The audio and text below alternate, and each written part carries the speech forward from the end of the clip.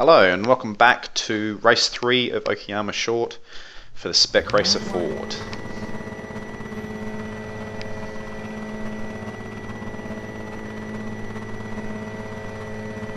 Green, green, green!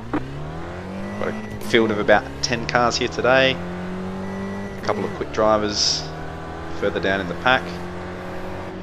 I get off to a reasonable start, there's nothing wrong with that at all.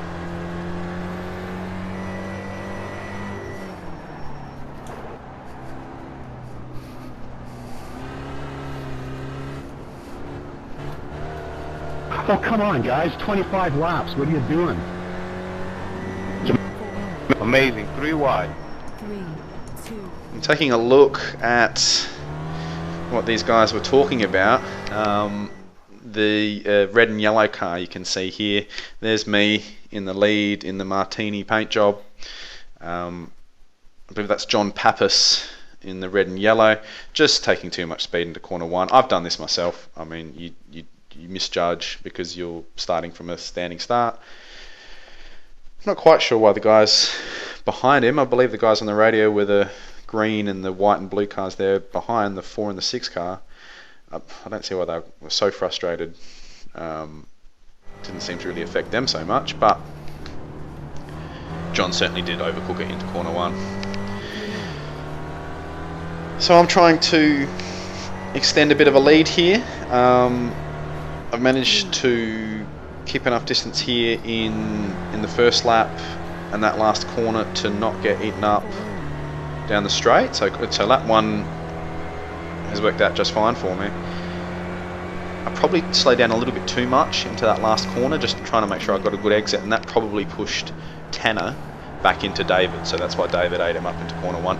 David is a Division 2 driver with 3,500 iRacing, so he is in a class certainly beyond me, and looking at the results, pretty much anybody else in this field, that becomes clear pretty quickly.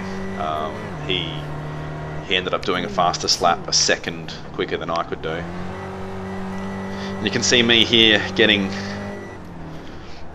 a bit excited, watching him in my mirrors, over driving the car all over the place, doing everything you shouldn't be doing. I should just be ignoring my mirrors entirely here and making sure I get a good exit. Again, I try to slow down here to get a good exit, but David's having none of it. He makes sure he's right there and on the power when he needs to be. And we can pretty much see what's going to happen here. Rather than pushing him to the outside, I let him go on the in. But David gets it done. He gets a little bit sideways mid-corner there, but picks it up. I've got position here to have a decent go of it into turn 2 here, but David just manages to keep the speed up and drive away.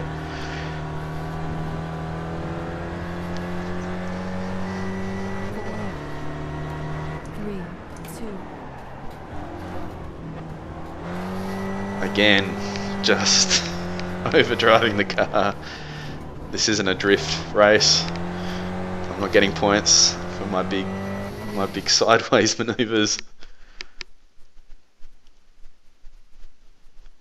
In fact, I'm losing time, as can be seen with David just in a very relaxed fashion walking away from me.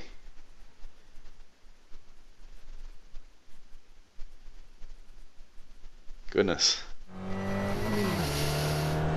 So much so that Tanner behind me gets on the radio here and actually gives me some advice.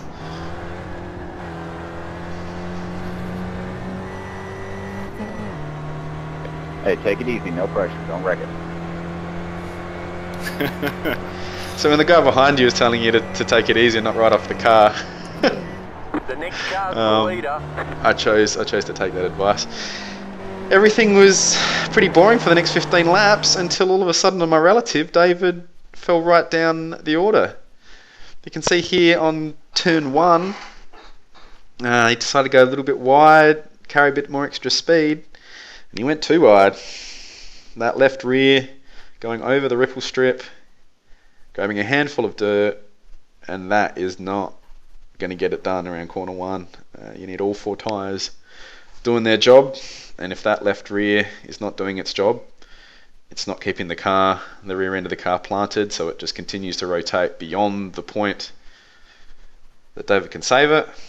And I'm afraid even David now is just a passenger. You can see him grab a bit of overcorrection and try and straighten it up, but impacts with the wall very hard, spins the car around, and does a pile of damage, which he needs to pit for. So on lap about 17 of 25, all of a sudden, I see David pitting in, and I take the lead. 3, Nice. Yes. And that's how I beat a guy of 3,500 iRating. Did I get lucky? Sure. Is that racing? Sure. Thanks, David. Thanks, Tanner. 3,